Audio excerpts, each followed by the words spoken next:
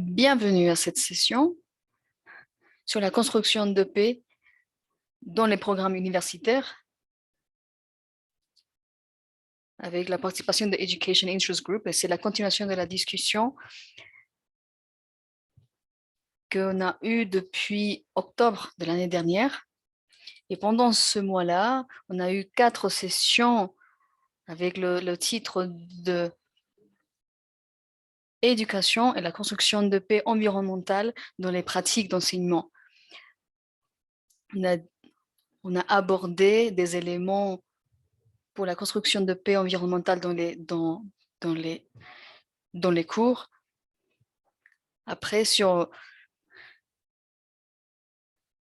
les habilités et les conseils pour la construction de paix environnementale d'une manière remote. Et donc, ce qu'on fait aujourd'hui, c'est la continuation de cette conversation. Donc, on est assez ravis d'avoir des personnes qui sont dehors ce groupe d'intérêt ou qui n'ont pas pu venir dans les sessions de l'année dernière. Et donc, d'après ce que je sais, depuis les 2 derniers jours, dans les conférences qu'on a eues, j'entends qu'il y a des gens qui parlent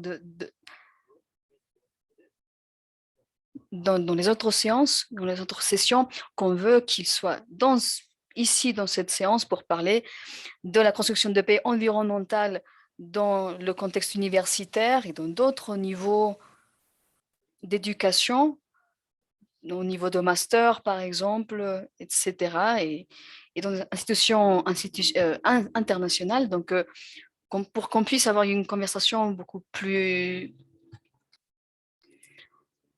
profonde avec nos participants aujourd'hui. Donc, je vais partager mon écran. Donnez-moi une seconde.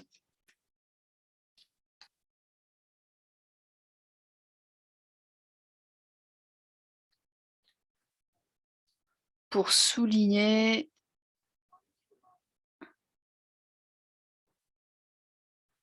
qu'avec la participation dans cet événement, vous êtes d'accord avec la politique de anti-discrimination, contre la discrimination, le harcèlement et les représailles. J'ai posté le lien pour cette politique sur le chat. D'accord. Donc, je ne vais pas présenter les orateurs parce que vous pouvez voir leur information sur notre site.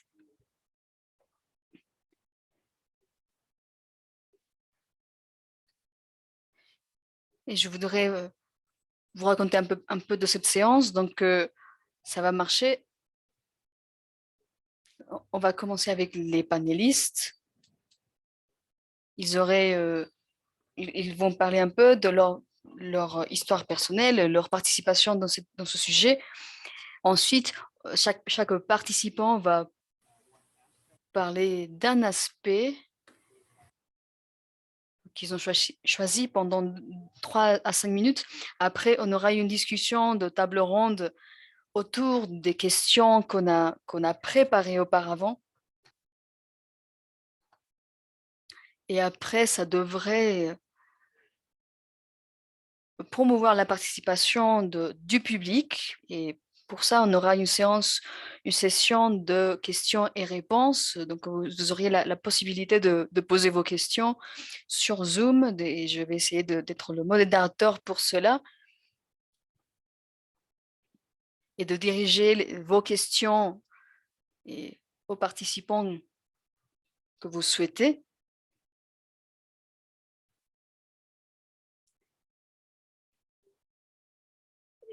Et l'idée, c'est d'avoir une conversation selon les questions que vous posez. Que je m'appelle Larry Swatok de l'université de Waterloo. Je travaille ainsi à l'université de Western Cape en Afrique du Sud pour l'Institut de Water Studies. Et dans la partie de construction de paix environnementale, Et j'ai travaillé spécialement en Asie, en Afrique subsaharienne, en Asie, en Amérique et maintenant spécialement au Canada. Donc, ça serait tout pour moi et je vais donner la parole à quelqu'un de très spécial. Et comment décrire Erika, un membre fondateur de l'association de construction de paix environnementale. Je ne sais pas d'où cette idée vient, mais c'est une initiative incroyable. Et je pense que le but de cette session, c'est de vraiment essayer de faire une contribution aux efforts qui sont déjà faits et de voir comment mélanger la théorie, la pratique, les politiques, etc. D'accord, donc ce qu'on va faire maintenant, c'est demander aux panélistes comment comment vous avez commencé à participer dans ce domaine. Et donc,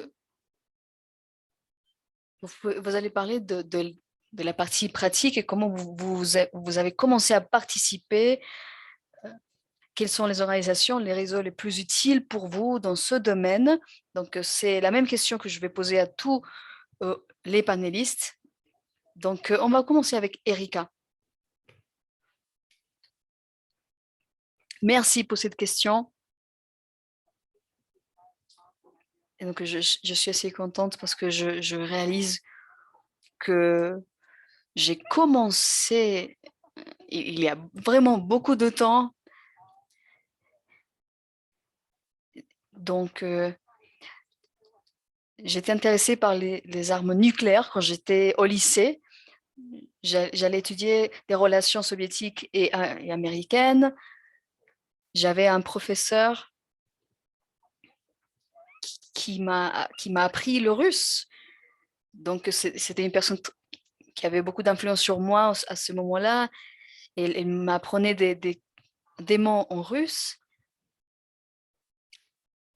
et m'a présenté la poésie russe. Et après, je suis allée à la fac pour étudier euh, environnement soviétique.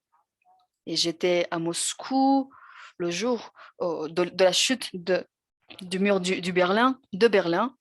Et j'étais la seule américaine qui était dans une conférence à Moscou pendant l'hiver. Et il y avait des étudiants russes, soviétiques, et jeunes dans cette conférence. Ne me demandez pas comment je suis arrivée dans cette conférence, mais on est resté ce jour-là en parlant de l'environnement et au moment de la chute du mur de Berlin, c'était pour nous une opportunité extraordinaire pour promouvoir la participation des jeunes défenseurs de l'environnement. Et après, j'ai fait mon master et je pensais que j'allais étudier l'origine du mouvement et de l'activisme environnemental. Et avec la fin de l'Union soviétique, bon, j'étais intéressée aussi par l'eau. Et donc, j'ai fait une dissertation sur l'eau et la coopération pendant des conflits. Et donc, c'était là où j'ai commencé à parler de construction de paix environnementale, mais ça n'existe pas en ce moment-là avec ce nom. On n'avait pas des professeurs qui parlaient de l'environnement à ce moment-là, mais c'était les origines. Je étais avec des collègues et on commençait à parler de ce sujet-là. Et donc, cette possibilité de m'engager avec des gens qui pensaient comme moi et qui étaient dans leur master et on trouvait ces sujets intéressants et on a commencé à travailler là-dedans. Et donc, on avait des guides, des professeurs guides. On n'avait pas des professeurs, des guides pour parler de ce sujet. Donc, c'était très intéressant avoir un nom pour ce qu'on étudiait. Et je voyais beaucoup le rôle de l'eau et comment ça affectait la sécurité, la coopération, la paix. Et je me disais, Bon, on n'a pas vraiment le langage pour cela. Et je vais m'arrêter là, mais si vous avez des questions, n'hésitez pas. Très bien. Je pense qu'on va entendre un peu le même histoire avec les gens de notre âge. On se retrouvait dans des salles en parlant de ce sujet quand on n'avait même pas un nom pour ce domaine. Et donc, est-ce qu'on peut, comment on peut parler de la paix environnementale? Maintenant, on va passer à Erika, qui était très petite quand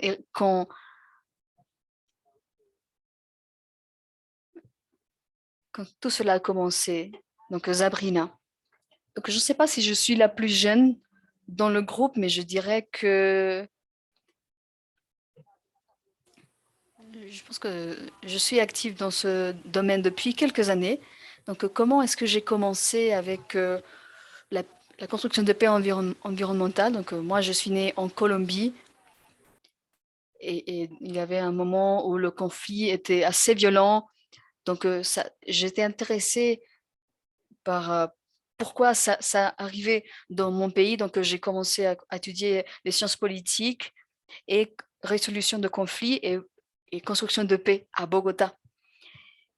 Et en faisant cela, j'ai commencé à comprendre des facteurs environnementaux dans notre conflit, et spécialement dans le contexte colombien. Et j'ai commencé à penser à comment faire cette transférence des théories à mon contexte colombien. Et donc, j'ai commencé à voir l'importance de ces liens parce qu'ici, on parle des rivières, des forêts, et tout cela, c'est important, c'est très important pour comprendre le conflit colombien. Mais à ce moment-là, quand j'étudiais les sciences politiques, il n'y avait pas vraiment un cours qui enseignait ces relations avec le conflit et la construction des paix environnementales. C'est pour ça que j'ai fait un master en gouvernance environnementale en Allemagne. J'ai étudié sociologie environnementale, management de conflits environnemental, et ça m'a permis d'avoir une vision de comment ces relations marchent. Par contre, c'était jusqu'à mon stage, après mon master, où j'ai commencé à vraiment être engagée.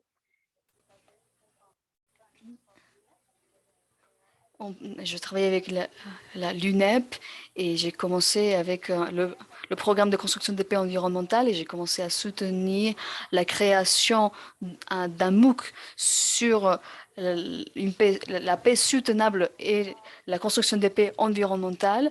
Et après, j'ai travaillé avec l'association de Environmental Peace Building. Et j'étais engagée dans différents sujets dans cette association. J'étais facilitatrice du contenu du MOOC. J'étais aussi traductrice. J'ai fait partie de l'organisation de la première conférence internationale sur la construction de paix environnementale, etc.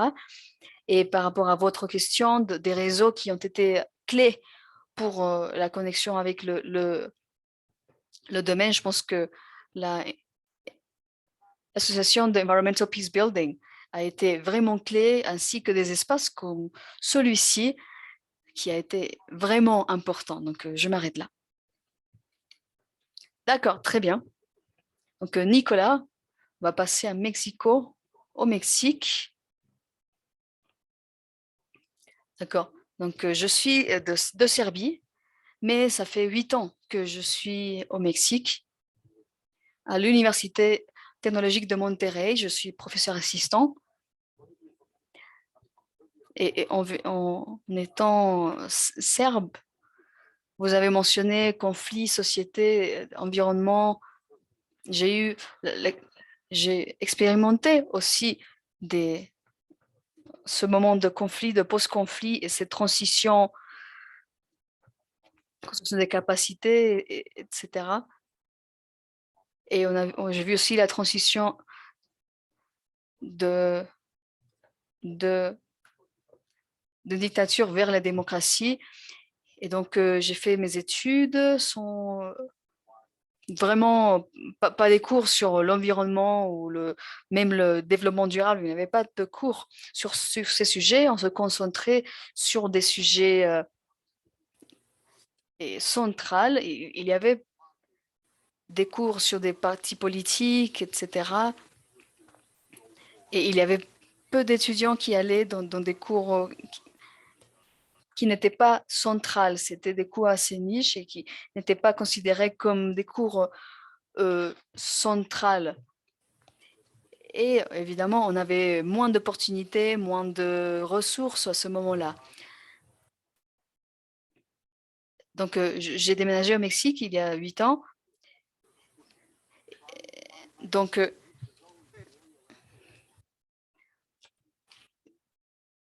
je travaille dans la politique internationale, c'est mon domaine de spécialité, disons, et la résolution, négociation de conflits, mais ça fait 5 ans où j'étais plus intéressée par les risques et les défis par rapport au futur. Donc, ça m'a poussé à étudier plus de domaines. Donc, j'ai commencé une exploration. Et pour que vous compreniez, ça c'est une coïncidence, ce que je vais dire. Je n'ai pas planifié ce que s'est passé, mais c'était en 2018. Je suis allée dans une convention internationale annuelle et dans cette conférence, j'ai décidé de ignorer mon domaine d'expérience et j'ai choisi tous les panels, les tables rondes, etc., que j'ai vus qui avaient relation avec les changements climatiques, environnementaux. Et c'est ça que, comme j'ai fini par être engagée dans ce domaine, donc je n'ai pas cherché des personnes, des réseaux, etc. C'était juste ma participation dans les panels qui a encouragé cet intérêt par ces sujets. Et il y avait Erika là, et donc je fais la connexion plus tard. Donc je connaissais personne, c'est juste que le sujet m'intéressait. Et donc je me suis rendu compte que c'était un sujet assez intéressant, très passionnant pour moi et qui donnait des bénéfices pour moi et pour l'environnement, pour mes étudiants. J'ai pris un cours, le MOOC dont Sabrina a parlé. Et c'est là où j'ai rencontré Carl et l'association d'Environmental Peace Building. Et tout le temps, j'ai commencé à intégrer ces éléments que j'ai appris dans ma pratique professionnelle. Donc, pour vous qui sont ici, je suis assez nouveau quand on parle de l'enseignement de ces sujets, mais ça fait des années, beaucoup plus d'années que j'étudie ces sujets. C'est pour ça que je fais partie de cette table ronde et,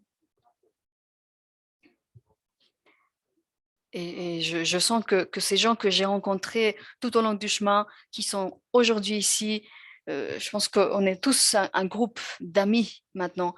Donc, je suis ravie de participer. Et particulièrement l'année dernière, c'était assez intéressant, la participation de la conférence internationale. Et, euh, et ma formation dans ce domaine, j'ai acquis ces connaissances d'une manière plutôt informelle. C'est tout ce que j'ai lu et les conférences, Coursera et à travers l'association aussi. Donc, merci. Merci, Nicolas. Et je vois que vous étiez influencé par le conflit, le post-conflit de vos contextes vous étiez intéressé par ce sujet, mais aussi vous avez des formations de base. Et par exemple, Nicolas vous mentionnez des cours qui n'étaient pas assez populaires, qui n'étaient pas assez répandus dans votre formation universitaire. Et c'est là où, historiquement, on a trouvé les sujets dont on parle aujourd'hui. Et après la première partie de cette table ronde, on voudrait faire une réflexion de quel est le lieu de, de la construction de paix environnementale dans les universités. On, on pense qu'on sait où, quel est la position, le lieu de ce type de discipline, mais vraiment, peut-être on ne le sait pas aussi bien. Et maintenant, Noémie, est-ce que vous êtes là? Oui, merci. Je pense que, bon, maintenant, c'est à moi de me présenter un petit peu. Je m'appelle Noémie et je suis ravie d'être dans ce panel. Je suis toujours une étudiante et activiste. Et je commençais avec ce sujet dans un projet duquel j'ai fait partie et j'étudie loi internationale à l'université de La Haye aux Pays-Bas. Et c'était à travers de mon université que j'étais consciente, que j'ai appris d'un projet qui travaillait sur la paix environnementale et j'ai pu commencer à, à, à participer dans ce groupe des Young Repertoires. Et, et j'ai travaillé avec des membres qui maintenant sont dans l'association de Environmental Peace Building. Et je veux encourager des étudiants et des professeurs, encourager à apprendre plus, à lire beaucoup plus sur la construction des paix environnementales, parce que je pense que c'est quelque chose de très interdisciplinaire. On peut tous apprendre de la construction de paix environnementale. Et même si je suis encore nouvelle dans ce sujet, je suis assez ravie de faire partie de ce groupe d'intérêt sur l'éducation, de faire partie des discussions hier et aujourd'hui. Et donc, je suis ravie de participer en tant qu'étudiante, mais ainsi en tant que quelqu'un qui est engagé dans le domaine de l'éducation et la construction de paix environnementale. Donc, merci beaucoup. Ça, c'est très bien. Vous avez mentionné deux points clés, c'est l'activisme. Je pense il y a un élément d'activisme dans ce que vous faites, mais aussi la jeunesse. Et je pense que c'est l'opportunité pour parler de construction de paix dans l'éducation primaire, secondaire. Et il y a une capacité de co-création si on passe des décennies dans ce panel. Et donc, il n'y a pas des experts qui vous disent comment tout doit se passer, mais il y a vraiment une conversation et une collaboration. Maintenant, Alejandra, vous avez la parole. Merci. D'accord, donc mon histoire avec le sujet, ce domaine, c'est très similaire à celle de Sabrina, parce que je suis colombienne aussi, mais c'est différent parce que j'étudiais l'écologie à l'université. Alors, j'avais à l'université, j'étudiais l'écologie et on avait des cours, des programmes par rapport au sujet social et l'environnement. Donc, c'était une approche assez holistique pour le contexte colombien. Donc, depuis ce moment de ma formation, j'avais cette vision de ce que pourrait être fait, mais j'étais engagée que jusqu'à la fin de mes études, il y a 6 ans, 2016. Et à ce moment-là, on avait la signature de l'accord de paix en Colombie. Donc, c'est un moment important pour moi quand on a vu l'accord. On a commencé à parler plus. J'ai commencé à travailler avec des collègues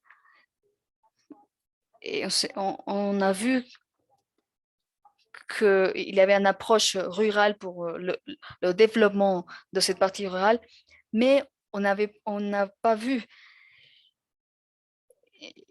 la mention de l'environnement dans l'accord de paix. Donc, on a pris cela comme une opportunité pour nous. Et donc, ce qu'on a fait avec mes collègues, on a créé un programme qui s'appelle Ecology for Peace, c'est l'écologie pour la paix.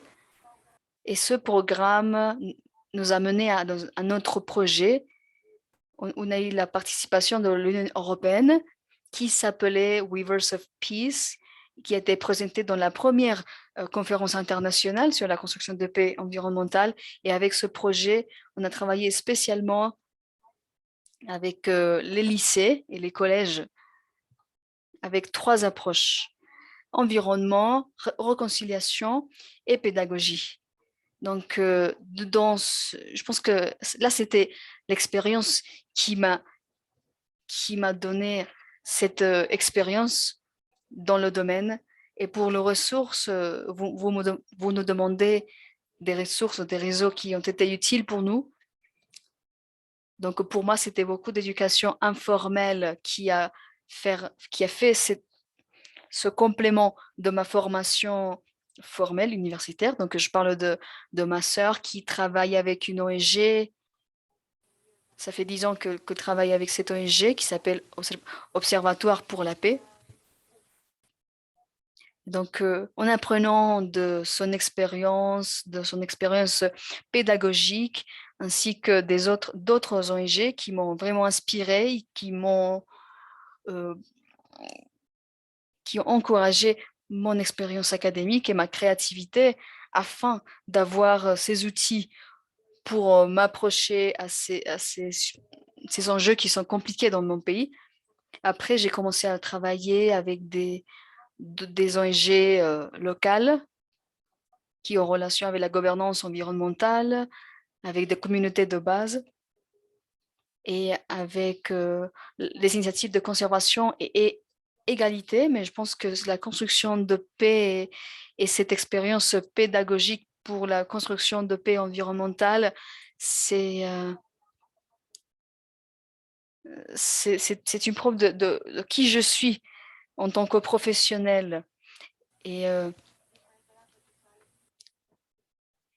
et donc, je voulais avoir ces outils pédagogiques pour avoir une vision plus grande de ce que ça veut dire, la construction de paix environnementale et comment créer plus, plus d'espace pour la communauté autour de la construction de paix environnementale. Donc, je pense que ça serait moi. Merci, Alejandra. Donc, des éléments similaires à d'autres panélistes, mais d'autres éléments importants à mentionner, comme l'influence des ONG. Je pense que c'est un élément important qu'il faut souligner. Donc, qui donne cette éducation de construction des paix environnementales? Est-ce que ça se fait à travers une conversation ou pas, etc. Maintenant, on a Bilal. Vous avez la parole. Bonjour à tous et à toutes. Donc, je m'appelle Bilal. Je suis de Pakistan et je suis content d'être là. Donc, j'ai commencé avec la construction de paix environnementale à travers une association il y a quelques années. Et donc, j'étais membre de cette association et j'ai contacté beaucoup de personnes qui avaient de l'expérience dans ce domaine. Et Avant cela, je faisais mon master en relations internationales ici au Pakistan et je fais des études à propos de la sécurité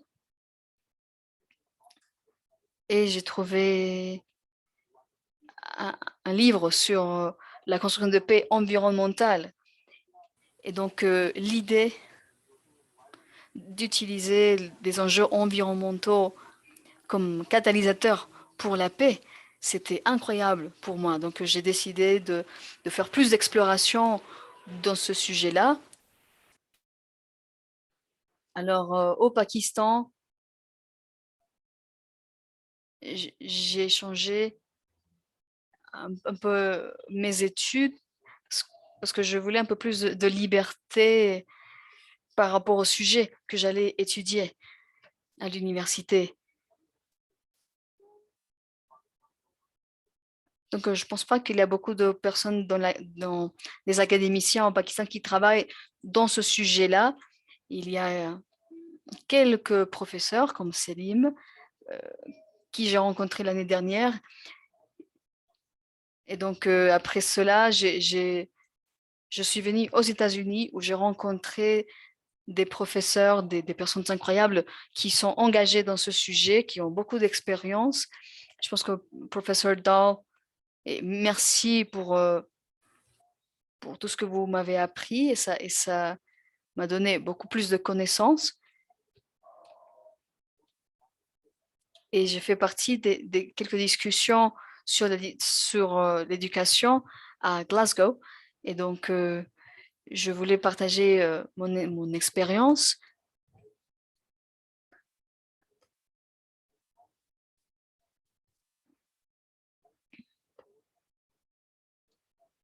Et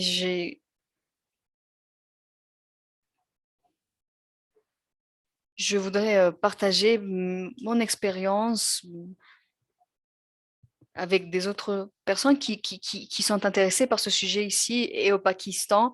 Donc, je veux explorer le rôle de la construction de paix environnementale au Pakistan. Et on a vu une conférence il y a quelques années et le Premier ministre au Pakistan parlait, parlait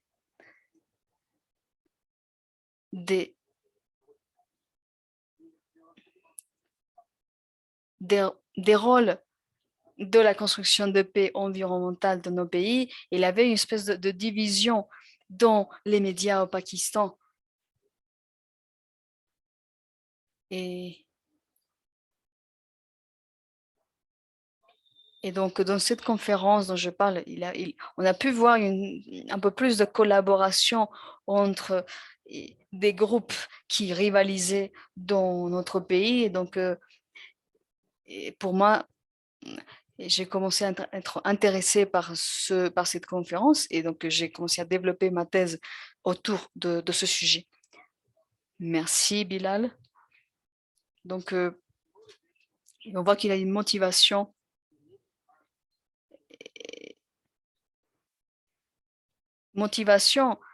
qui est faite par le contexte, par vos contextes qui vous encourage à être plus intéressé par la construction de paix environnementale parce que ça commence à poser des questions par rapport à la pratique et la théorie et les valeurs qui sont importantes dans un contexte spécifique. Donc, il y a beaucoup d'éléments. Et donc, on se demande si on allait construire un programme universitaire, qu'est-ce qu'on devait faire. Et maintenant, on va passer à Erika pour faire une réflexion sur le MOOC qui a été créé pour l'association. Donc, donnez-nous un peu plus d'informations. On voit que Karl est là, donc fais attention aux éléments qu'on va mentionner.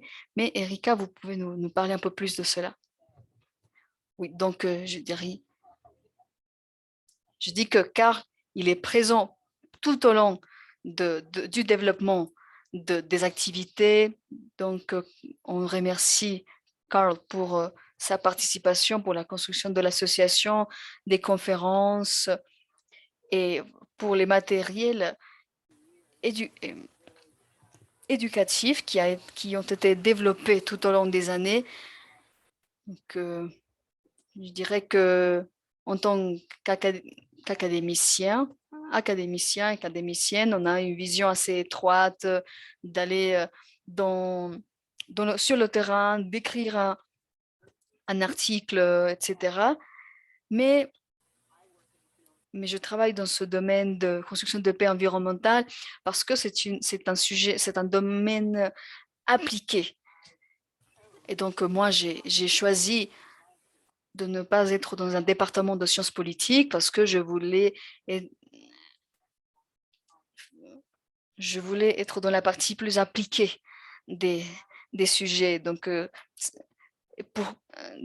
MOOC voulait cette connexion entre pour la, pour la transformation des connaissances qu'on a accumulées dans nos institutions et universités, dans l'académie, dans les organisations internationales, dans des gouvernements, dans des ONG, et essayer d'avoir toutes ces connaissances dans une conversation pour que ça soit plus accessible pour un public plus général.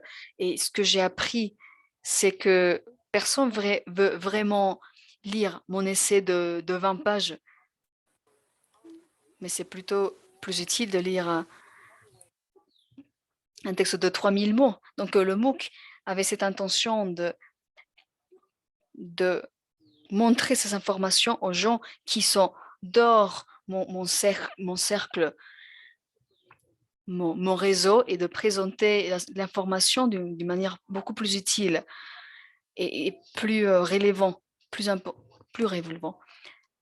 Donc, on peut aller sur le site web. Donc, j'ai posté des ressources qui sont assez utiles sur la construction de paix environnementale. Et on a pris ces connaissances et ces ressources, on a pensé comment on pourrait faire une synthèse pour des modules de 4 minutes, pour ne pas lire tout un livre entier. Mais si moi je disais, moi je suis intéressée par la résolution de conflits, ou par exemple par ce qui motive, ce qui encourage les conflits, ou le rôle des femmes dans un conflit. Donc, on pouvait choisir un sujet spécifique qui nous intéresse. Donc, je pense que ça, c'est le pouvoir du MOOC. Je ne sais pas, combien de temps on aura ce pouvoir dans le MOOC, mais on voulait avoir les introductions pour plein de sujets qui ont relation avec la construction de paix environnementale, spécialement pour ceux qui travaillent dans la construction de paix, mais qui ne pensaient pas forcément au rôle de l'environnement, ou ceux qui travaillent dans l'environnement, mais qui ne pensaient pas au rôle de la construction de paix dans ce domaine. Donc, l'idée, c'était de faire une expansion des connaissances. Donc, c'était le but du MOOC. Et après, je veux remercier Sabrina pour son soutien et son aide dans le processus. Et Erika, je veux vous demander quels étaient les paramètres par rapport en relation au contenu du MOOC.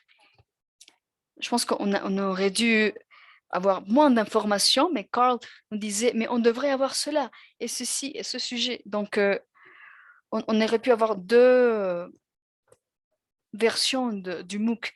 Mais donc, on voulait couvrir beaucoup de sujets importants. Donc, les paramètres, on les a vus pendant le processus d'édition, où l'on a essayé de synthétiser. Il avait aussi un budget, etc. Donc, c'était à la fin, on a commencé à vraiment raffiner le contenu, mais on voulait aborder tous les sujets possibles pour ce MOOC.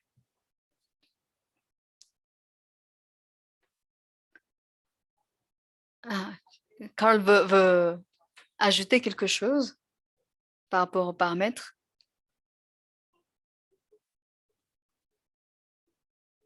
À propos le MOOC, on avait un processus de consultation qui était assez long. On parlait de quels sujets inclure, quels exemples. Et en fait, ça nous a mené à un MOOC qui était 3 fois plus long de ce que on pensait. Et donc, ça montre, bon, c'était 6 heures de vidéos, des vidéos de 8 à 12 minutes. Donc, il y avait beaucoup de contenu dans 6 heures. Donc, à la fin, on a vu que c'était un peu trop. Et on disait peut-être développer une série. On pourrait développer des mini-MOOC de 1 ou 2 heures par MOOC. Donc, c'était la base. Et après, on disait, il faut parler de l'eau avant de parler des conflits et parler du rôle de l'eau dans des conflits ou la même de chose certains pour éléments de construction la de paix, de ou d'autres terre. sujets.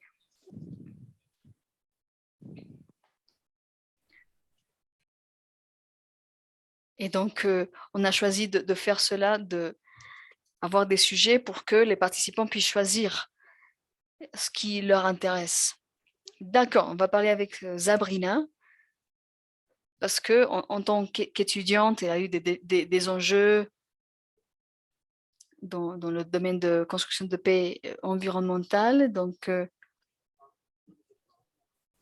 Défi, en ayant écouté, du fait de ce que nous avons déjà écouté, vous eh pouvez nous bien, parler un peu tu comment peux vous nous voyez parler et ce nous dire sujet? ce qui se passe face à cette situation-là, bien sûr.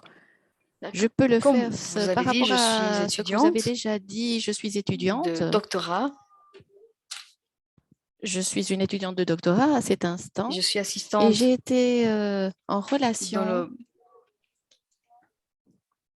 un et projet. traité cet aspect il y a quelques C'est années pour cela que aussi. j'ai décidé Et c'est pour cette raison que j'ai de décidé de parler parler aujourd'hui aujourd'hui des à enjeux propos de certains des défis auxquels nous faisons face pour essayer de cette partie environnementale et pour la contribution de cette journée. Je voudrais aussi, dans les défis qui sont en relation avec le contenu et les habiletés, nos étudiants sentent que ça leur manque de faire des cours qui sont en relation avec la construction de paix et de l'environnement. Quand on parle avec des programmes universitaires, essayez plutôt de parvenir à faire face pour que nous puissions aider cette génération qui vient, cette génération suivante et leur donner la perspective. À moi, en tant qu'étudiante, mon input, cette perspective, et j'ai réalisé donc des sessions d'idées qui étaient proposées dans les étudiants qui faisaient des maîtrises. Et je suis donc professeur et j'ai eu une relation directe avec la construction de paix de l'environnement. Et de cette manière-là, ils pouvaient savoir quels étaient les contenus et les performances. Et ce que je vais partager avec vous, c'est justement, je veux remercier à Diego, Erika, Giovanni et Vincent du fait de leur input et toutes leurs suggestions qui sont représentées justement dans cette vision-là. Nous avons discuté dans notre programme de maîtrise. Il y a un manque de clarté, en fait, de ce qui est la construction de paix environnementale. Nous discutons à propos des besoins, des exemples de comment on voit dans les aspects de parler à propos de ce qui se fait dans les champs pour qu'elles puissent venir dans une salle de classe, pour qu'elles puissent parler à propos de ces initiatives Et aussi, nous savons que en ce qui concerne la construction de paix environnementale, on a utilisé des aspects analytiques de fait que les étudiants puissent évaluer ces expériences, les rapports, les thèses de maîtrise qui nous donnent une nouvelle connaissance dans cet aspect. Nous parlons aussi des besoins d'avoir la voix des universités. Ceci change un peu dans la partie de l'académique en ce qui concerne la construction de paix. Ceci va venir parler dans les organisations de la partie globale. On parle aussi de quelque chose qui est très intéressant en ce qui concerne les différents curriculums, les manières dont on peut pratiquer la construction de paix environnementale et comment pouvoir enseigner ceci. Ceci, c'est très important. C'est un aspect fondamental, c'est le mapping de la construction de paix environnementale qui est aussi en relation avec ceci.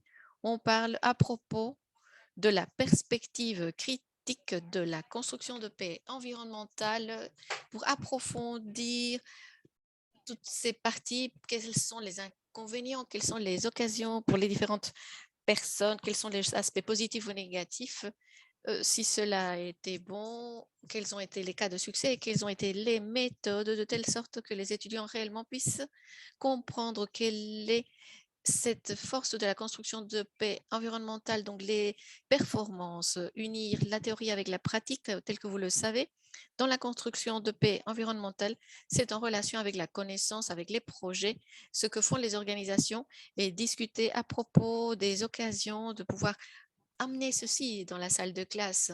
Ceci peut se faire, par exemple, sur la base de l'enseignement des méthodes applicables de recherche dans la pratique. Aussi, nous parlons aussi à propos du fait que cela pourrait être intéressant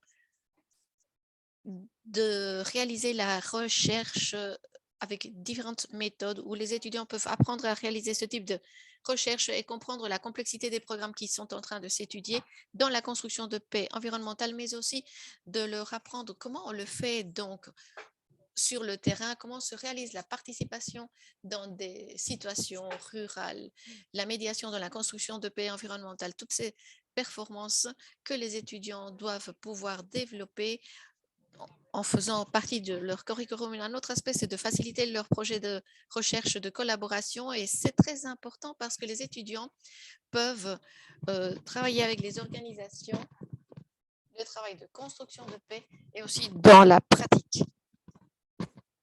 Donc, quand nous parlons à propos de construction de paix environnementale, ces aspects-là, c'est fondamental. C'est aussi dans cet aspect-là que nous pouvons faciliter le transfert de connaissances à partir de l'académie et dans la pratique. Et le dernier aspect que je veux traiter, ce n'est pas vraiment une performance, mais c'est plutôt un aspect qu'en tant que constructeurs de paix environnementaux, nous devons travailler, nous qui travaillons dans le terrain, nous devons faciliter l'accès au terrain, justement que les étudiants puissent avoir accès au terrain, partager des listes d'organisations ou des programmes des universités qui sont en train de travailler sur le terrain et qui offrent, parce que vont être beaucoup plus transparents en ce qui concerne le financement. Par exemple, ceux qui font une formation, un stage, si le stage n'a pas de financement ou si par exemple l'étudiant veut faire un travail sur le terrain, ou si je fais des études de doctorat, alors je vais chercher une option de financement et je vais partager ces ressources avec eux pour qu'ils puissent les utiliser et pour les offrir pour la nouvelle génération. Voilà, ce serait tout. Merci beaucoup, Sabrina. Fantastique. Je pense aussi que tu as vraiment compris tout ça. Est-ce que tu as un rapport? Est-ce que tu nous donnes cette information ou c'est seulement cet aspect des étudiants? Non, non, c'est seulement le résultat de ce partage d'idées, de cette session que nous avons réalisée avec les étudiants. Donc, ils n'ont pas vraiment écrit un rapport, non, pas du tout.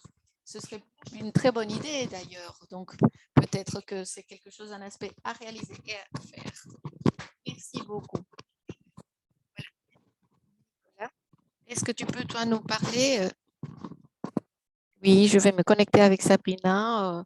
Ce que nous essayons de faire, c'est avec les groupes d'intérêt d'éducation, ce que nous allons faire lors des prochains mois, c'est que nous allons compiler une base de données de tous les programmes qui sont en train d'enseigner l'option de paix et ce qui a été produit hier de la réunion sociale, ce lien que nous avons entre le groupe d'intérêt d'éducation avec les professionnels jeunes, c'est une liste d'opportunités pour pouvoir avoir des bourses, pour qu'il y ait un lien avec les programmes et aussi avec l'aide de Carole. Nous pouvons le mettre sur le site web et nous pouvons avoir cet accès pour les membres jeunes ou pour toute personne qui veuille commencer dont je voulais vous parler. Il y a aussi, je voudrais demander à Carole, moi j'étais un peu perdue en train de changer d'une carrière à une autre et je ne savais pas trop où je voulais y aller, le construire dans un domaine spécifique. Quand on a ces études, on commence à se perdre parce qu'il y a beaucoup de branches à considérer, tel que Larry nous a dit. J'ai été chez elle et je lui ai dit, je vais lui envoyer un courrier pour voir ce qui va se passer. Et Carl m'a répondu immédiatement le même jour. Et la semaine suivante, je lui disais, bon, non, voilà. Oui, ça, tu es la super étoile académique dont j'avais besoin. C'est comme ça que je me suis sentie. Waouh, j'ai une réponse formidable. C'est une invitation pour. C'est pas que je suis en train de vous inviter à que vous cherchiez Carole parce qu'elle doit prendre son temps, mais la manière dont je me suis connectée avec elle, la réponse qu'elle m'a donnée, la manière dont font les autres et leur connectivité. Et cela, il y a eu différentes réunions sur Zoom, elles ont eu lieu et on les utilise encore et je les utilise moi aussi pour ce que je veux faire avec les étudiants. Selon mes expériences, pour construire les programmes, c'est difficile. Au Mexique, à l'université, Carole, c'est compliqué parce qu'il n'y a pas assez de personnel de la faculté, il n'y a pas assez de formation. Seulement, il y a quelques personnes qui visent cet objectif de la recherche. Il y en a très peu ou des circonstances mexicaines dans le contexte. Donc, nous avons écouté dans différents panels. Aujourd'hui, dans la session de ce panel, nous avons entendu l'expérience qui est le grand problème, c'est entraîner ceux qui vont être des pratiquants.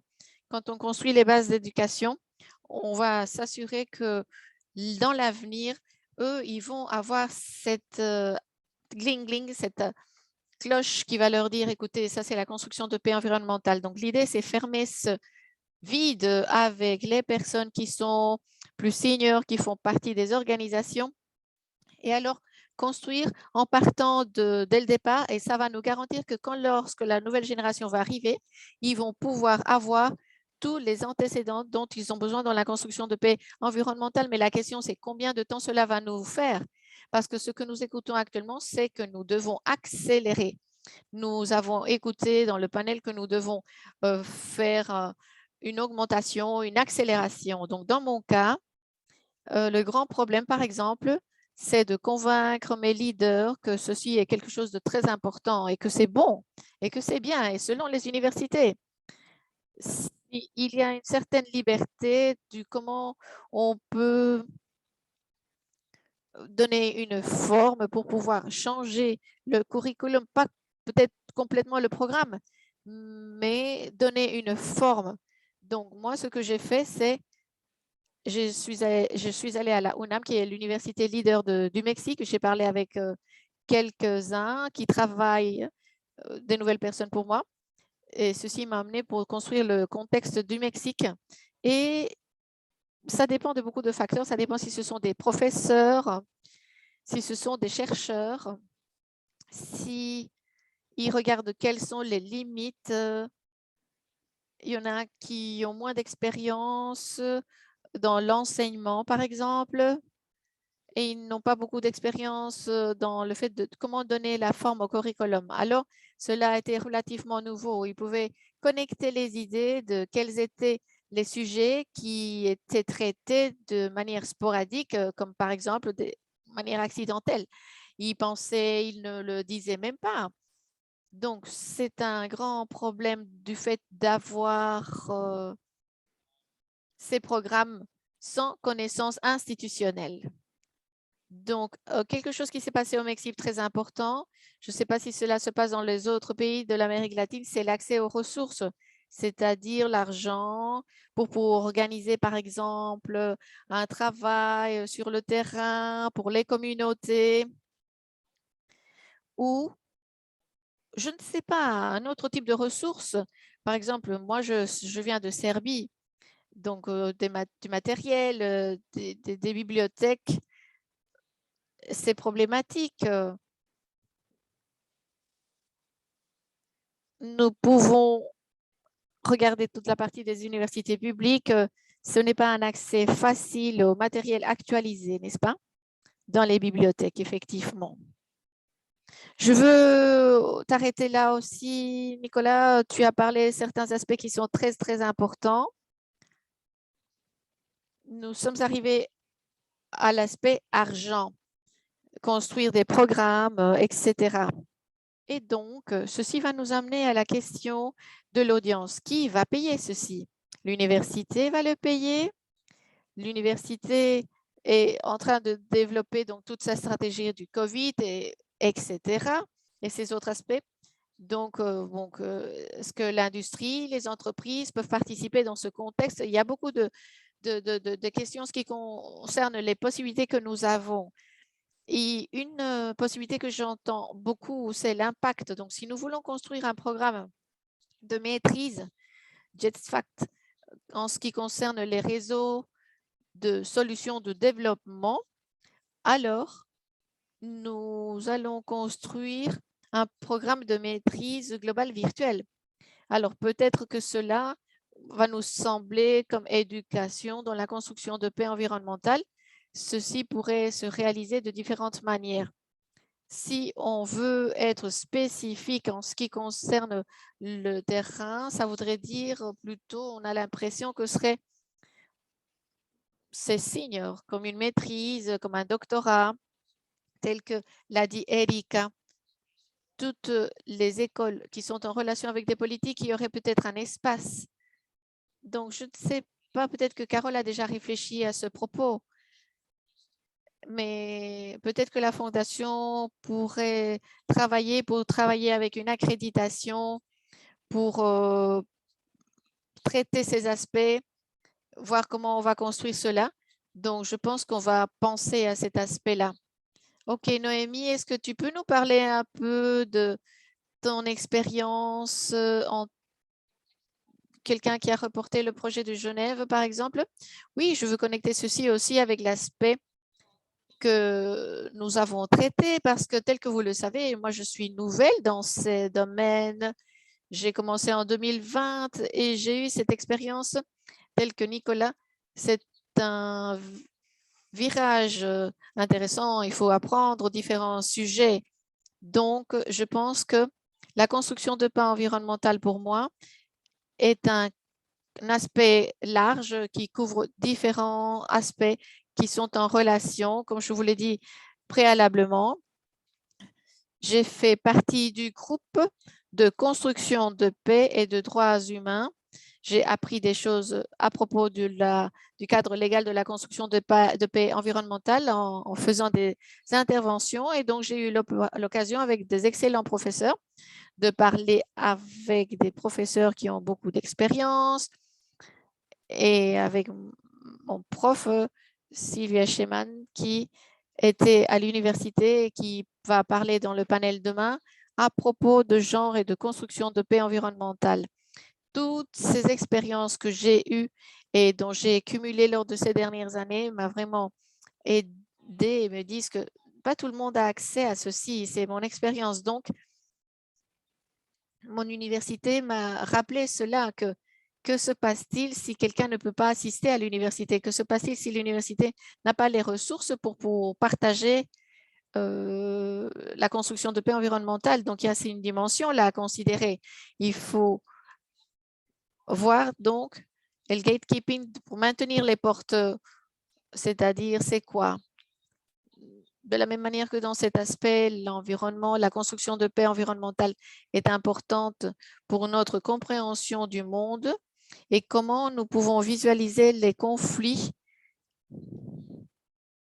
et aussi, j'aimerais bien voir comment la construction de paix environnementale peut-elle arriver à quelqu'un qui ne va pas pour une carrière académique. Donc, il faut voir cette perspective. Donc, je suis un peu allemande, un peu de Ghana. Donc, en Allemagne, j'ai appris à propos de cela, comment prendre soin de l'environnement et tout autre.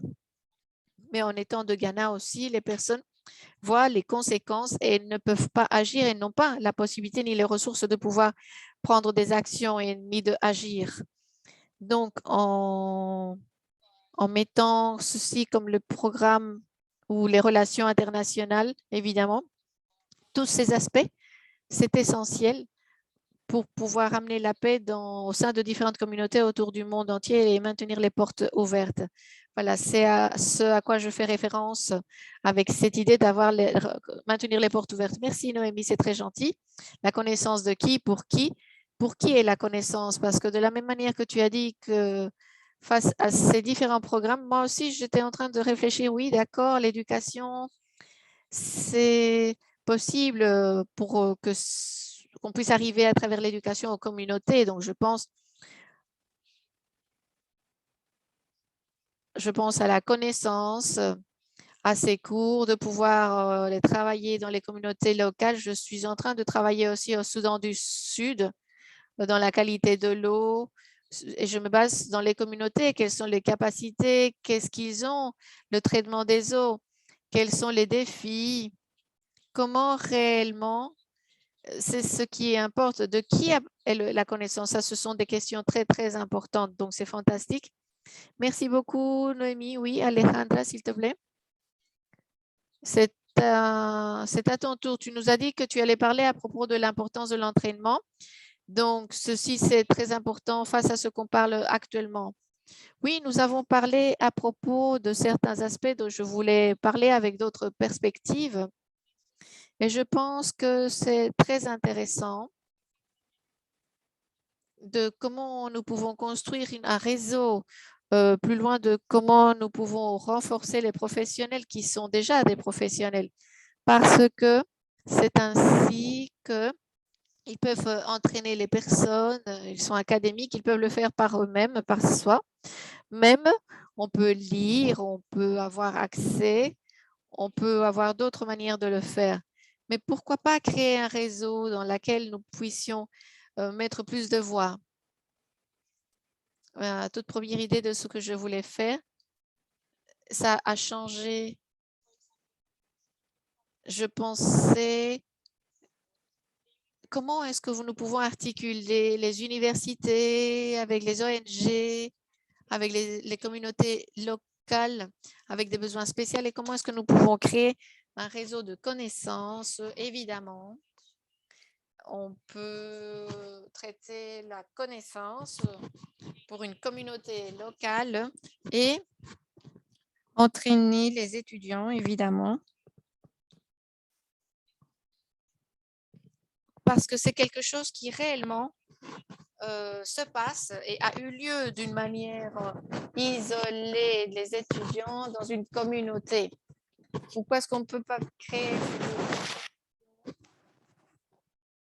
cette vision intégrale,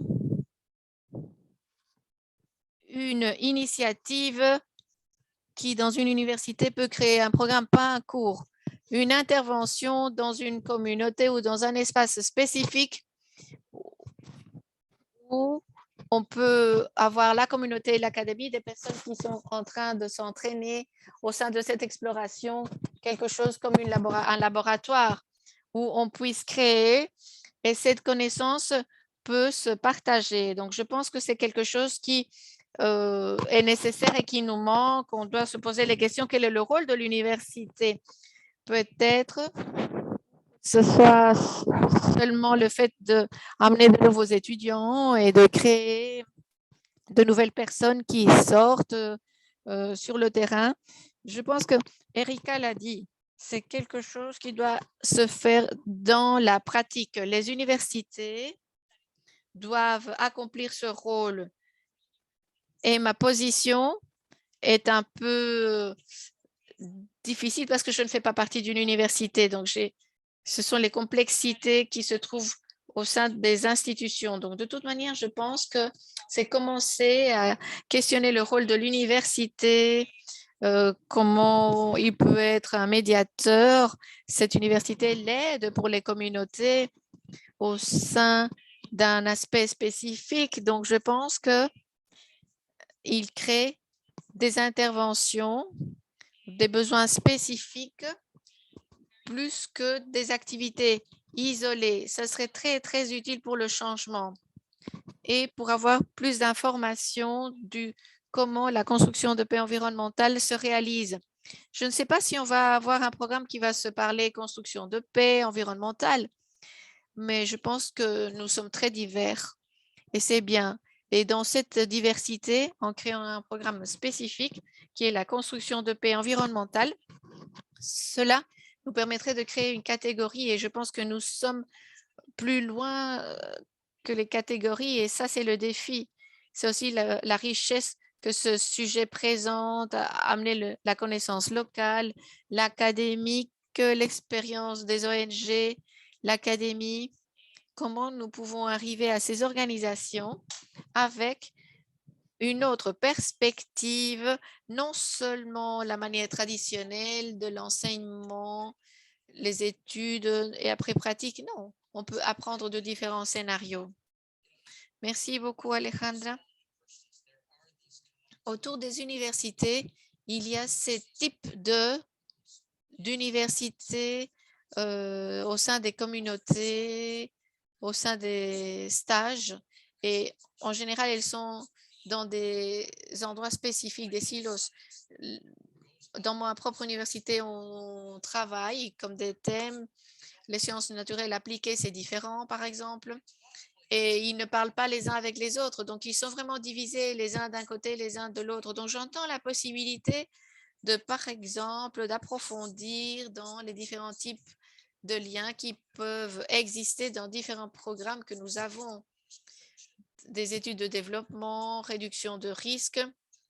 Quelqu'un a parlé à propos de genre et construction de paix, à propos de comment on a construit un cours face aux propres intérêts en ce qui concerne la réduction de risques, genre et construction de paix. Si on étudie le conflit de genre, etc., il y a différentes langues, c'est-à-dire qu'il y a une opportunité pour que nous puissions réellement celles que tu es en train de chercher, Alejandra, parce que parfois, elles sont là, les opportunités, n'est-ce pas? Si je ai dans mon programme Waterloo, qu'est-ce que c'est la construction de paix? Alors, ils vont penser qu'ils sont en train de faire une construction de paix environnementale. Alors,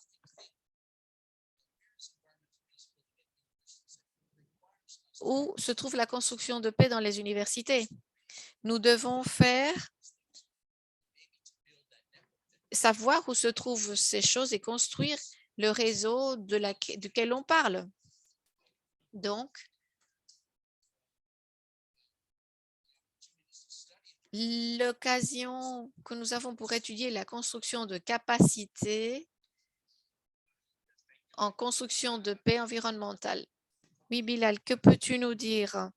Bon, pour moi, en tant qu'étudiant et comme chercheur dans ce domaine, j'ai vraiment eu un défi face à cela parce que au Pakistan, nous n'avons pas ces ressources qui soient disponibles. Et je veux aussi ajouter cet aspect que Noémie a dit. Une fois que nous parlons à propos de la nature interdisciplinaire de la construction de paix environnementale, on ne reçoit pas, Monsieur Bilal, l'Internet se perd de Monsieur Bilal. Alors, à l'université, ah oui, la communication n'est pas correcte sur l'Internet, on ne l'entend pas. Je pense que c'est son Internet qui ne fonctionne pas bien. Ok, Bilal, on regrette beaucoup, on ne t'entend pas. Nous ne t'entendons pas. Peut-être si tu peux éteindre ta caméra, nous pourrions t'écouter si tu éteins ta caméra. On va le laisser qu'il revienne et il reprendra la parole un peu plus tard. Alors, pendant que nous l'attendons, Erika, s'il te plaît, je voudrais te poser une question à propos des deux commentaires que Alejandra a fait et ce que Noémie a dit en ce qui concerne comment réellement on peut connecter ceci à l'action. Comment est-ce que tu vas t'engager de la part de ton université pour pouvoir aller aux communautés, aux espaces institutionnels pour la construction de paix environnementale? Comment tu fais que cela se passe? Ce lien, comment tu le fais? Je ne sais pas si je peux répondre ça d'une manière correcte.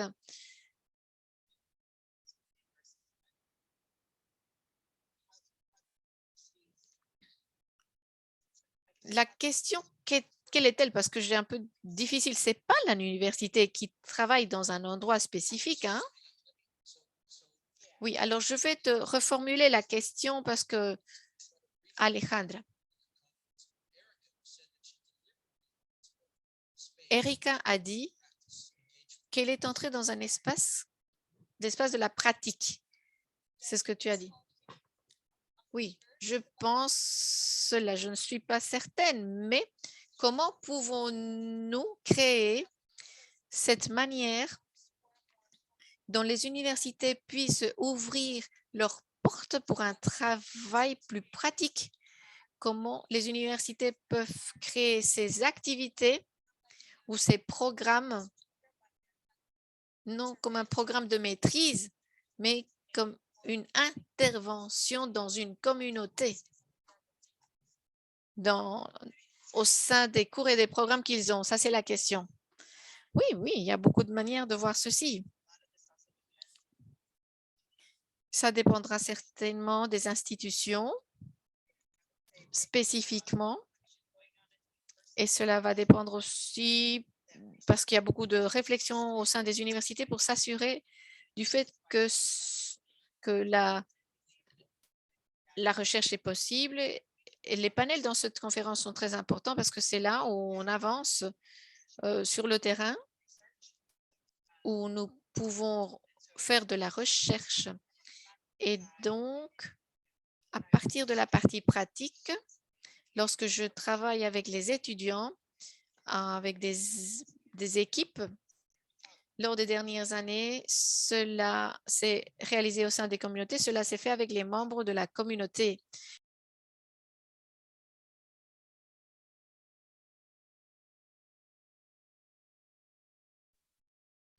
C'est presque une expérience éducative qui doit être faite en collaboration afin de donner aux étudiants un engagement externe, mais aussi une compréhension de leurs privilèges dans l'université quand ils travaillent avec des communautés. Donc, il y a des différents niveaux pour appliquer les recherches quand on collabore avec des institutions gouvernementales.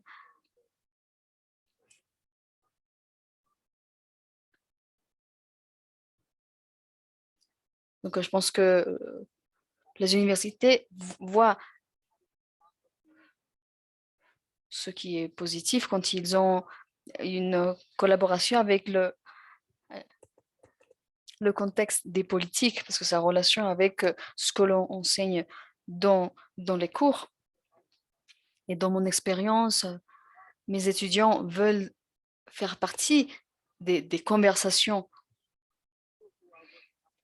avec ceux qui travaillent dans l'élaboration des politiques, des activistes, etc. Donc,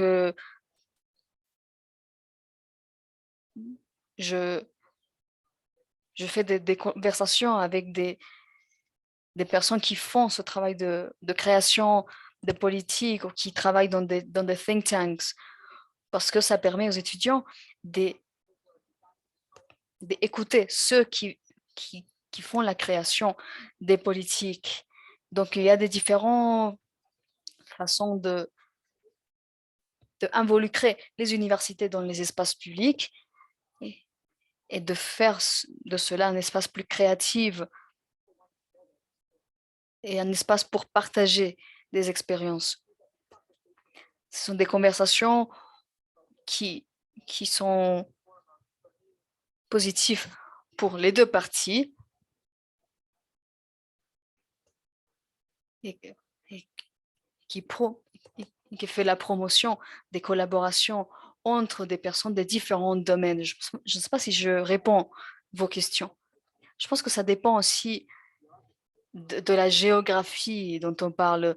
Quelques universités sont dans un espace spécifique et sont engagés déjà dans leur communauté, mais il y a d'autres qui veulent faire partie des réseaux dans d'autres régions, dans d'autres pays. Je ne pense pas qu'il y ait un modèle, mais il y a un besoin de qui fait quoi et comment on peut participer et comment on peut utiliser certaines ressources pour que ceux qui sont intéressés dans la construction de paix puissent trouver les ressources.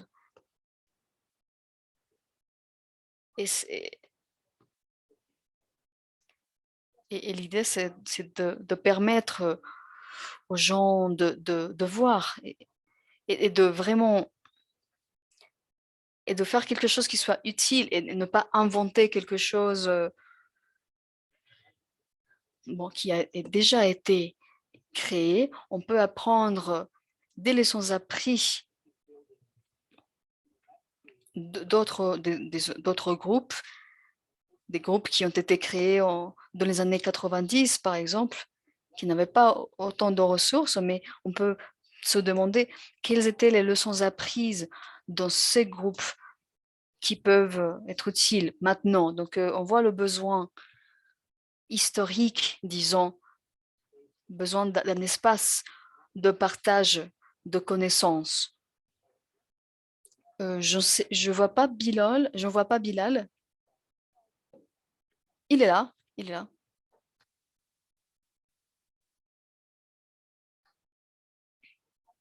Je parlais un peu de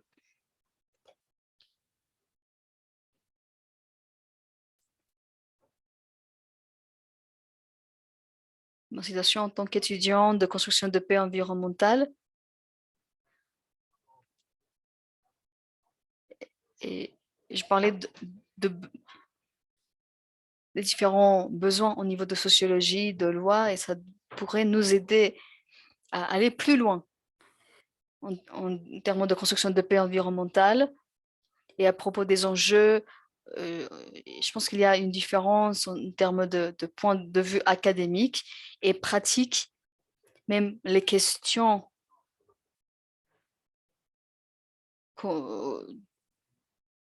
que l'on touche, c'est différent quand on parle de construction de paix environnementale.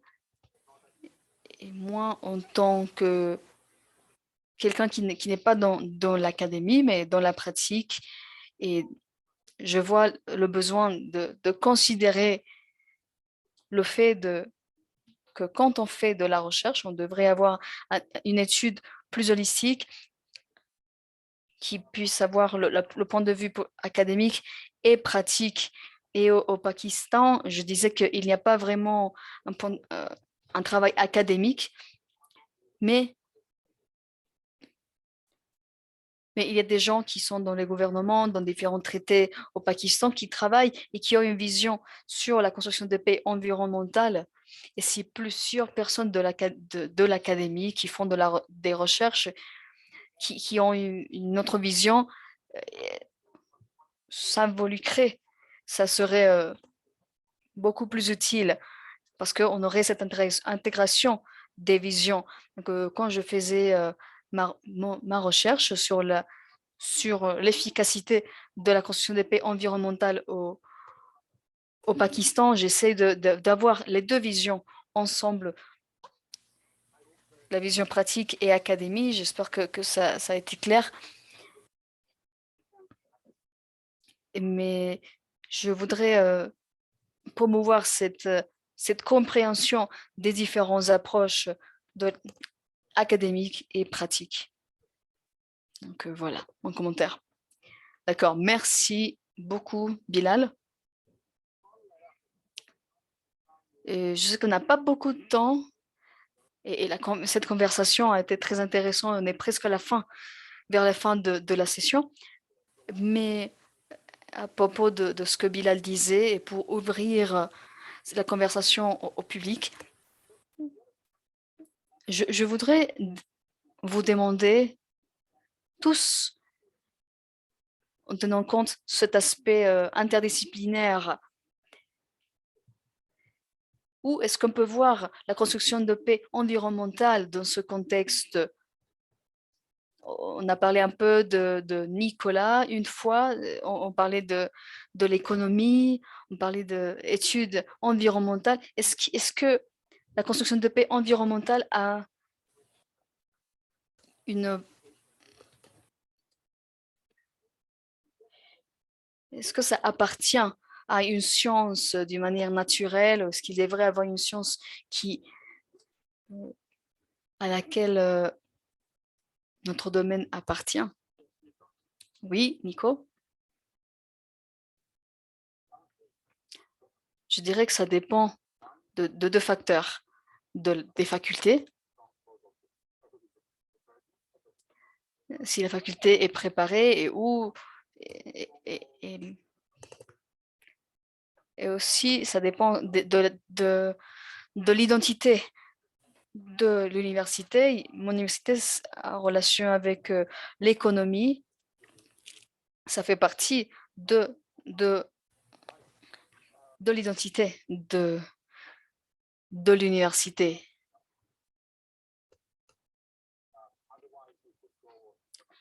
Sinon, on pourrait prendre un autre chemin pour construire une faculté et leur donner des outils pour construire leur propre chemin. Mais j'aime bien cette multidisciplinarité du domaine. Je ne sais pas comment ça se passe dans vos universités, mais où j'ai travaillé, 3 et 4 universités, il y a toujours eu un problème avec la multidisciplinarité.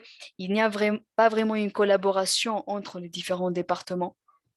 Et Larry, à la fin, donne-moi une minute pour connecter une idée sur les communautés vulnérables, mais ça serait à la fin de la séance, s'il vous plaît. Oui, par exemple, dans mon cas, j'ai étudié l'écologie, mais on n'est pas dans la faculté de sciences, c'est dans une autre faculté, parce que ce qui se passe, c'est que économie et le département d'économie a été fusionné, disons, donc on était dehors la faculté de sciences. On a l'approche biologique, disons, mais il y a une approche, il y a l'intervention de sociologie économique et développement rural. Donc, les, en fait, les facultés, on était dans le département avec des sciences rurales et développement rural. Donc, on voit cette vision euh, globale et on voit cette vision interdisciplinaire de l'écologie. Je sais que dans d'autres pays, l'écologie, c'est spécifique à la faculté de sciences et dans une approche spécifique, mais en Colombie, en raison de notre histoire et de notre contexte, on a créé un programme qui qui comprend cette complexité et intègre des différents domaines. Donc, je suis d'accord que ça dépend de l'université et de la faculté, mais je pense que ça devrait venir d'une approche interdisciplinaire et que ça puisse être qu'on puisse avoir cette promotion et cette collaboration entre facultés et qu'on puisse avoir des canaux de communication pour renforcer cette approche. Merci. Avant de passer à Noémie, je voyais sur le chat à propos et on parlait de mauvais exemples, mais je ne sais pas exactement de quoi il parle. Je pensais à des façons d'implémenter la construction de paix environnementale qui a des mauvaises conséquences, mais aussi par rapport à l'éducation. Parfois, dans les facultés, dans les universités, il y a toujours des entités plus puissantes dans les universités et peut-être ça c'est le processus naturel parce que parfois on sait qu'on peut construire un programme, il y a de l'énergie là-dedans, mais ça disparaît dans un moment donné. Et je me demande si la construction de paix environnementale, parce que, en raison des mots,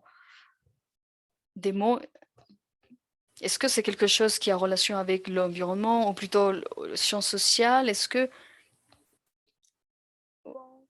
vous le mettrez dans une école de commerce, par exemple, parce que c'est la façon la plus puissante de faire, de concrétiser des projets de construction de paix environnementale. Mais bon, on va écouter Noémie. Merci. Je dirais que je suis d'accord avec mes collègues et je voulais ajouter que je pense parce que c'est essentiel en raison de la nature de la construction des paix environnementales. Il devrait y avoir des programmes qui peuvent éduquer les éducateurs pour implémenter la construction de paix environnementale dans la gouvernance des, des entreprises. J'ai eu un cours sur cela pendant que 6 semaines. C'était trop court pour parler de ce sujet, mais je pense que la construction de paix environnementale peut être mêlée dans beaucoup de sujets différents. Et donc, on devrait donner aux professeurs cette éducation de comment l'intégrer dans les différentes disciplines. Merci. Alors, je dirais que l'implémentation ou l'inclusion de la construction de paix environnementale est clé dans presque tous les domaines. On a Sabrina, non? Non, je suivais la conversation sur le chat.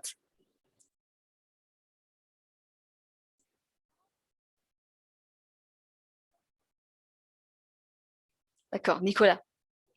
Dans la préparation pour ce panel, j'ai parlé à des communautés pour me préparer. Donc, j'ai fait des interviews avec des représentants d'Amnesty International, des communautés et de représentants de communautés indigènes parce que j'étais très motivée et c'est là où je veux mener mon recherche.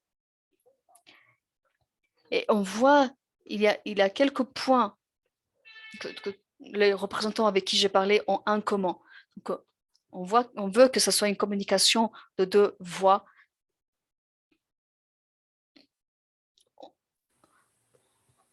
On veut vraiment être à l'écoute.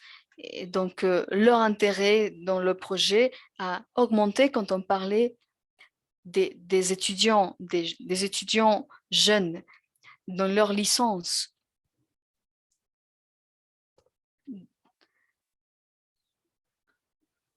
Donc, l'idée, c'est de ne pas faire que des enquêtes, etc., mais vraiment faire un engagement avec eux. Et on doit faire une vraie planification de cela dans notre travail, dans la création des programmes académiques. Et ça doit être fait faire en sorte que tous les groupes, les communautés et nous, on puisse être clairs dans nos promesses. Et quand je veux présenter le projet pour mon leader, pour l'académie, je dois présenter le projet d'une manière assez grande. Mais on doit être très attentif quand on présente le projet aux communautés et tenir en compte leur expérience et leurs attentes.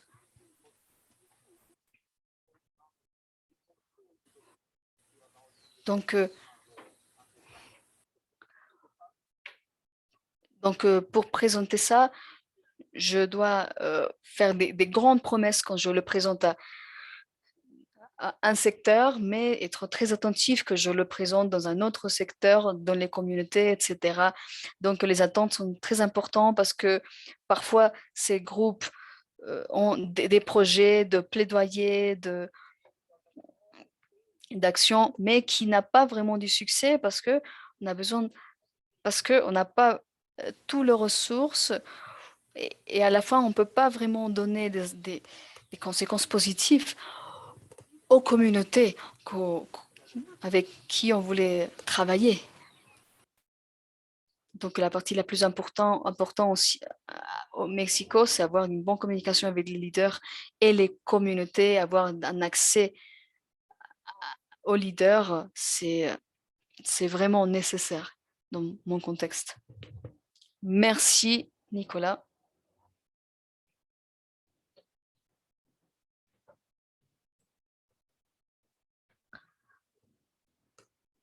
Peut-être avec l'origine de groupes d'intérêt sur l'éducation, peut-être Nicolas qui fait partie, il peut remercier et fermer cette session.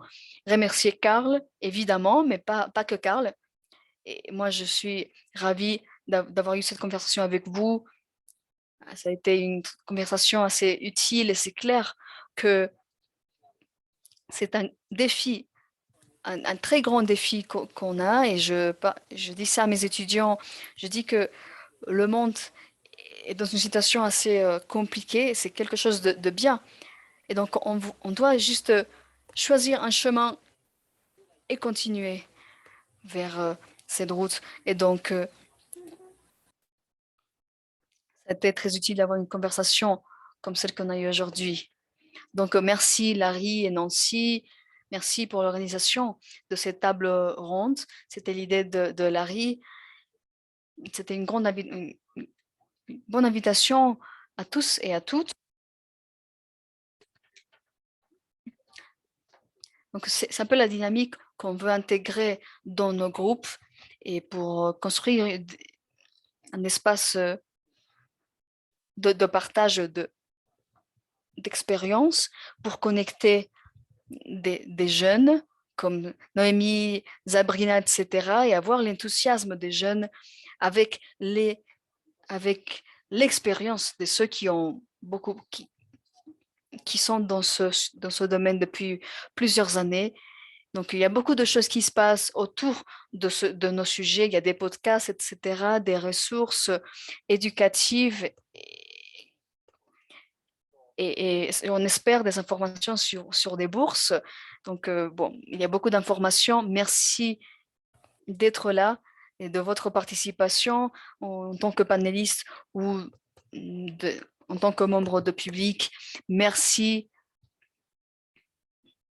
Et j'espère que vous avez profité de cet espace. Merci à tous et à toutes. On se retrouve dans la prochaine séance. Merci.